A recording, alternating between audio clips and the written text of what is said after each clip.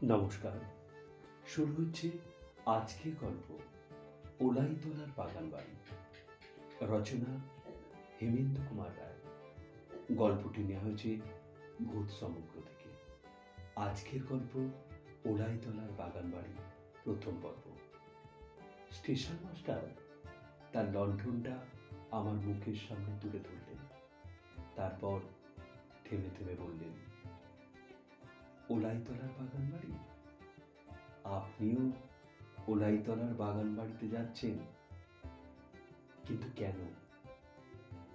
মামুদপুরের জমিদার কৃতান্ত চৌধুরী বিজ্ঞাপন দিয়েছেন তার একজন ম্যানেজার দরকার, 300 টাকা মাহিনা। কেমন, তাই নয় কি? তারাও এই কথাই বলেছিল। কারা? আপনার আগে যারা ম্যানেজারি করতে এসেছিল। গেল 8 সপ্তাহ 8 জন লোক এই স্টেশনে নেমে ওলাইতলার বাগান বাড়িতে গেছে, কিন্তু তারা কেউ আর এ পথ দিয়ে ফেরেনি। বুঝলেন মশাই, তারা কেউ আর ফেরেনি।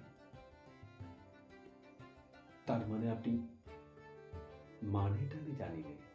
প্রত্যেকেই এসেছে আপনার মতো ঠিক শনিবারই, আর ঠিক সন্ধ্যা 6টার গাড়িতে। আশ্চর্য কথা, 8 সপ্তাহ 8 জন। জমিদার কৃতান্ত চৌধুরী কত ম্যানেজার দরকার? আমার মনটা কেমন ছ্যাঁক করে উঠল। শুধালাম, আচ্ছা, এই জমিদার বাবুকে আপনি চেনেন? তবে তার নাম শুনেছি।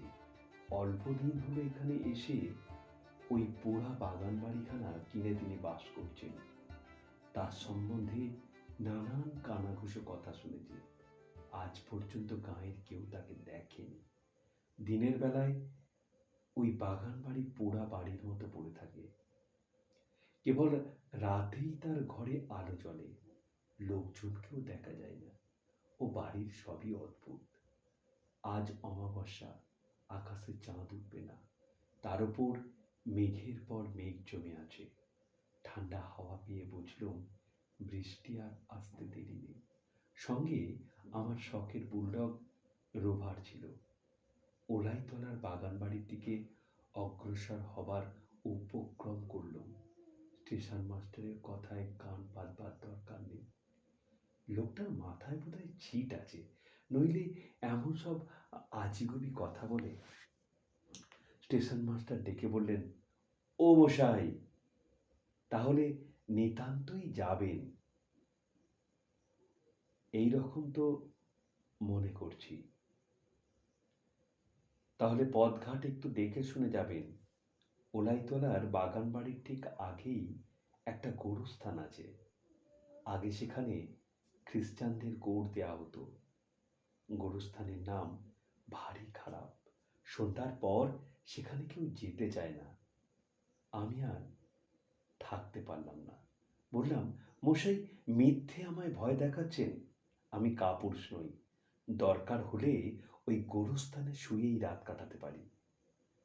অত্যন্ত দয়ার পাত্রের দিকে লোকে যেমন ভাবে তাকায়, ঠিক সেইভাবেই আমার দিকে তাকিয়ে স্টেশন মাস্টার একটুখানি ম্লান হাসি হাসলেন, কিন্তু মুখে কিছু বললেন না।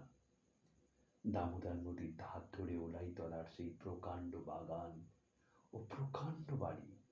মাইলখানেক পথ চলার পর যখন তার ফটকের সম্মুখে গিয়ে দাঁড়ালাম, তখন ফোঁটা ফোঁটা বৃষ্টি পড়ছে। দেউড়িতে দারোয়ানের কোনো সাড়া না পেয়ে ফটক ঠেলে ভেতরে ঢুকলাম। আমার হাতে ছিল একটি হ্যারিকেন লণ্ঠন। তারই আলোতে যতটা পারা যায় দেখতে দেখতে এগোতে লাগলো।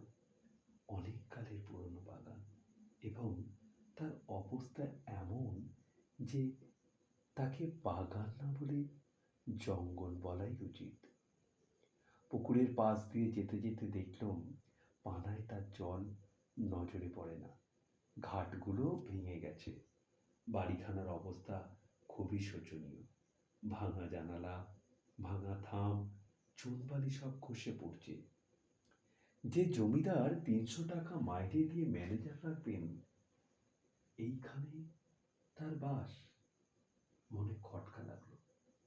অসংখ্য ঝিঝি পোকার আর্তনাদ ছাড়া কোথাও জনপ্রাণীর সাড়া নেই।